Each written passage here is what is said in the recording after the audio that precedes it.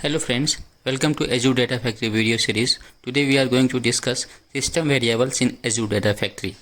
In last video I have discussed about variables in Azure Data Factory. So agenda for this video is what is system variable, the scope of system variables and some example.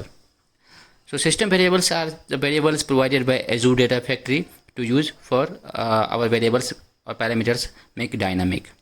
Scope, these are the scope, like we have three scope basically provided. We can use it in expressions: pipeline scopes, schedule trigger scope and tumbling window trigger scope. Here I have given one example here, but if you go on Microsoft document, let me in next slide I will show you how what are the options or what are the variables given. We can use like pipeline name, the trigger start time, in time, and tumbling window start time and window in time. Let me show you the details in Azure Microsoft portal. Go to Microsoft documentation. This link I have given in this video and PPT. So if you see here, we have these many variables for pipeline scope, like the data factory name, the pipeline name, the run ID. Pipeline run ID is a particular specific run ID for every pipeline execution. We have the trigger type, trigger name, and let me go to data factory now and let me show you some example here. So this pipeline I have created in my last video.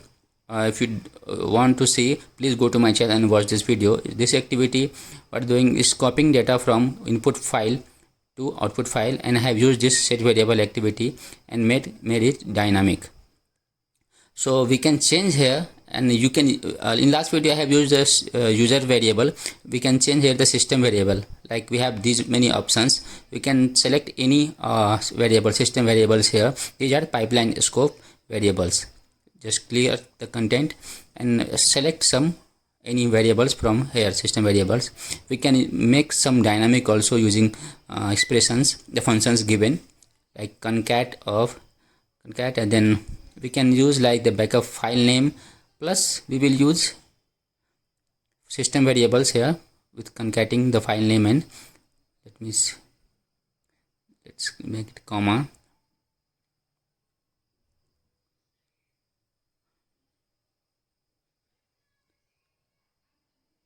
So this is backup file name, and I have selected pipeline run ID. That will be particular unique run ID for these executions, and we can select put the .txt in the last extension. Any variables we can choose here for make dynamic. Now finish it. These expressions finally created for set variable activity. Let me show you previous files here I have created in my last video. Now this I will create for now, and this time the file name should create backup file name plus particular execution ID and .txt. Let me refresh it. So copy data 1 is succeeded. Let's refresh again.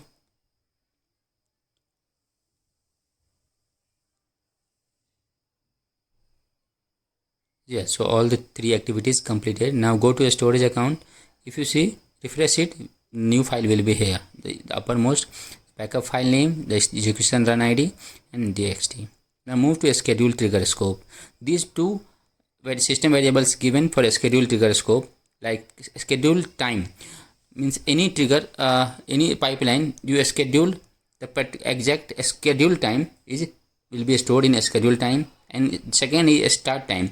So when you schedule your trigger, and when exact time it's get triggered or invoked, that particular time is stored in start time.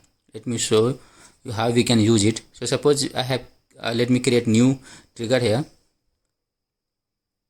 Just click the old one. Okay, so new, we can make rename the trigger name here.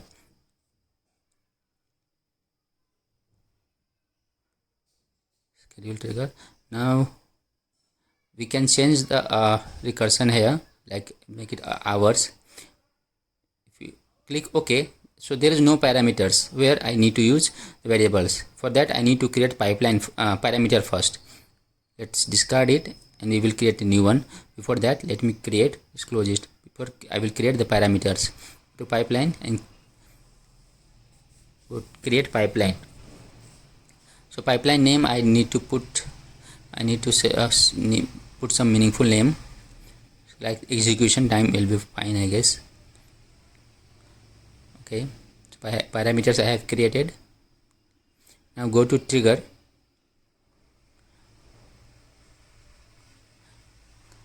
Let's keep the same. Okay, we can change the recurrence as hours.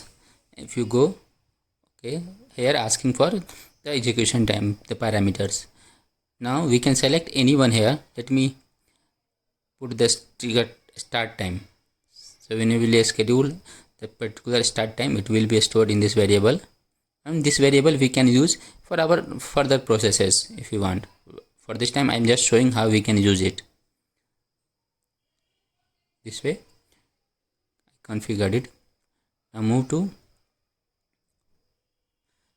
third scope, that is tumbling window scope. We can see here the output window start time and output window in time. I have already created on video for tumbling window trigger, so we can understand what is window start time and window in time, and you can understand in details. Please go to my channel and watch this video. I am using tumbling window trigger. This time I will create the tumbling window trigger that will use window start time, or we can use window time. Just select the tumbling window. Okay, so we can also modify it recurrence. We can make some hours, and every 15 hours to make some 1 or 5, I guess. Let me rename modify it. 5 hours is fine. Okay, so every 5 hours it will be this window will be scheduled.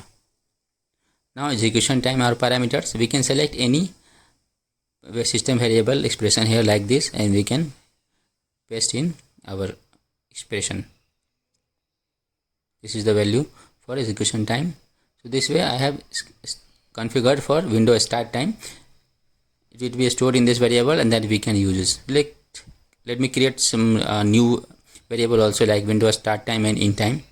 So this way we can create window start time, execution start time and execution in time, and both we will configure in our trigger, tumbling window trigger. Just modify that trigger. Here we can see now 2 parameters options we have. Put some value. So just I will copy it, paste it.